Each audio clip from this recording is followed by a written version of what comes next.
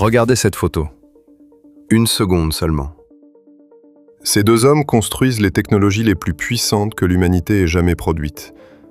Ils ont travaillé ensemble pendant des années. Ils se connaissent mieux que presque n'importe qui dans leur domaine. Et ils ne peuvent pas, ou ne veulent pas, se toucher la main. Ce moment a fait le tour d'Internet en quelques heures. Tout le monde a ri. Mais personne n'a vraiment raconté ce qui a amené là. Ce n'est pas une rivalité de business. Ce n'est pas une guerre de parts de marché. C'est quelque chose de beaucoup plus profond. Et beaucoup plus étrange. Pour comprendre la haine, il faut d'abord comprendre l'amour. En 2016, Dario Amodei rejoint OpenAI. L'organisation vient d'être fondée 1 an plus tôt comme une association à but non lucratif. La mission est pure. Construire une intelligence artificielle générale qui bénéficie à toute l'humanité. Pas à des actionnaires, pas à un gouvernement, à l'humanité. Dario n'est pas un visionnaire flamboyant. C'est un physicien théorique reconverti en chercheur en IA. Calme, méthodique, profondément convaincu que si l'IA devient assez puissante pour transformer le monde, elle peut aussi le détruire. Sam Altman est déjà une légende de la Silicon Valley à 31 ans. Président de Y Combinator, visionnaire, vendeur de rêves. Il parle d'OpenAI comme d'un projet qui va changer la civilisation. Et entre les deux, il y a un troisième homme, Greg Brockman, cofondateur d'OpenAI, président du conseil d'administration, l'architecte technique de la maison. Si Altman est le visage public, Brockman est la colonne vertébrale interne. Et il se trouve que sa petite amie, qui deviendra sa femme, est Daniela Amodei, la sœur de Dario. Ce détail change tout à la suite. L'histoire commence dans le salon d'une maison partagée sur Delano Street à San Francisco. Dario y vit avec Daniela. Brockman passe tout le temps, logique. Et c'est là que les philosophies se forment, les amitiés se scellent et les premières fractures apparaissent. Un soir, Brockman, Dario et un philanthrope de l'effectif altruisme s'assoient pour débattre de la bonne approche du développement de l'IA. Brockman pense que le public américain doit être informé de ce qui se passe à la frontière de l'IA. Dario argue que les informations sensibles doivent d'abord être rapportées au gouvernement plutôt que diffusées au public. Une divergence. Une seule conversation, un soir ordinaire. Mais c'est la ligne de fracture philosophique qui va tout expliquer par la suite. Entre 2018 et 2020, OpenAI produit GPT-2, puis GPT-3. Ce sont des révolutions. Le monde découvre qu'une machine peut écrire, raisonner, coder. Dario Amodei est au cœur de tout ça. Il co-invente le RLHF, le système d'apprentissage par feedback humain, qui est encore aujourd'hui la colonne vertébrale de tous les grands modèles. Il pilote l'équipe de recherche. GPT-3, c'est en grande partie son travail. Mais voilà ce qui se passe en coulisses. Dario réussit à écarter Brockman de l'équipe qui développe GPT-3. Son influence grandissante dérange. Ses succès montent, mais il sent qu'Altman minimise ses contributions. Quand Brockman discute de la charte d'OpenAI sur un podcast, Dario est furieux de ne pas avoir été invité, alors qu'il y avait davantage contribué. Il apprend aussi qu'Altman et Brockman rencontrent l'ancien président Obama sans l'inclure. Ce n'est pas encore une rupture. C'est quelque chose de plus insidieux. C'est le sentiment d'être le meilleur dans la pièce et de ne jamais être reconnu comme tel.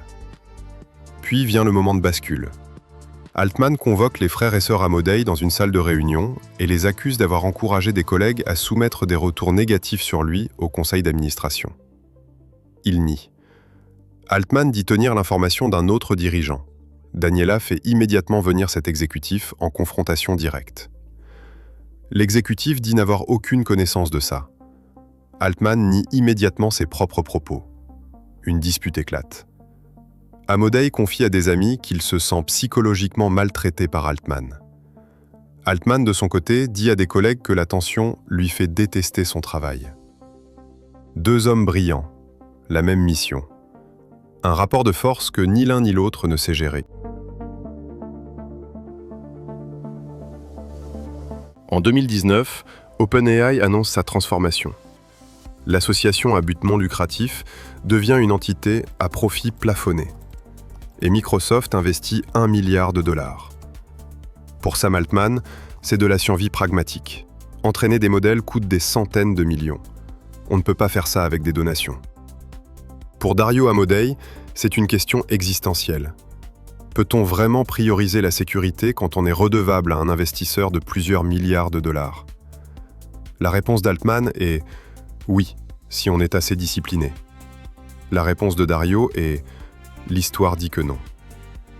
Avant de partir, il écrit un long mémo qui catégorise les entreprises d'IA en 2 types: orienté marché et orienté intérêt public, argumentant que le ratio idéal est 75% intérêt public et 25% marché. Altman se rend personnellement chez Dario pour le convaincre de rester. Dario pose ses conditions: rapporter directement au conseil d'administration et ne plus travailler avec Brockman. C'est inacceptable. En décembre 2020, Dario et Daniela Amodei partent avec une douzaine d'autres employés. En 2021, ils fondent Anthropic. La mission affichée, construire une IA sûre, la plus puissante possible, mais avec des garde-fous que personne d'autre n'ose réclamer. Ce que personne ne dit à l'époque, les 2 entreprises vont se retrouver face à face, avec des centaines de milliards en jeu, dans moins de 5 ans. Il y a un moment dans cette histoire que presque personne ne raconte correctement. Le 17 novembre 2023, le conseil d'administration d'OpenAI vire Sam Altman, du jour au lendemain, sans préavis public. La raison officielle, il n'aurait pas été suffisamment candide dans ses communications. Le monde de la tech s'embrase. Microsoft panique. Les employés menacent de démissionner en masse. Et dans ce chaos, quelqu'un appelle Dario Amodei. Le conseil d'administration l'approche pour remplacer Altman et envisage même une fusion des 2 startups. Prenez un instant pour réaliser ce que ça signifie. Le conseil d'administration de l'organisation que Dario a quittée, parce qu'il ne supportait plus la façon dont elle était dirigée, lui demande de prendre les commandes. Il dit non aux 2 propositions. 5 jours plus tard, Altman revient. Plus fort, avec un nouveau conseil d'administration à sa main. Que se serait-il passé si Dario avait dit oui? On ne le saura jamais. Mais cette question dit tout sur la nature de cette rivalité. Ce n'est pas une guerre pour l'argent. C'est une guerre pour avoir raison sur la question la plus importante du siècle.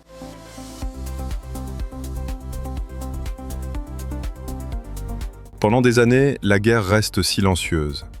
Publiquement, les 2 hommes se respectent. Des déclarations mesurées, des compliments du bout des lèvres. En privé, c'est autre chose. Dario compare le conflit juridique entre Altman et Musk à Hitler contre Staline. Il appelle OpenAI et ses concurrents des compagnies de tabac qui vendent sciemment des produits nocifs. Mais en 2026, quelque chose change. La guerre sort au grand jour. OpenAI annonce qu'il va tester des publicités dans ChatGPT. Et Anthropic dépense des millions pour acheter des spots au Super Bowl, le plus grand écran publicitaire au monde, pour s'en moquer directement. Chaque publicité s'ouvre sur un mot seul affiché à l'écran. Trahison, tromperie, perfidie, violation. Des acteurs ordinaires cherchent de l'aide auprès d'un assistant IA qui, au milieu de sa réponse, bascule soudainement vers la vente d'un produit sans rapport. Altman répond publiquement que les pubs sont clairement malhonnêtes, que c'est du double discours typique d'Anthropic.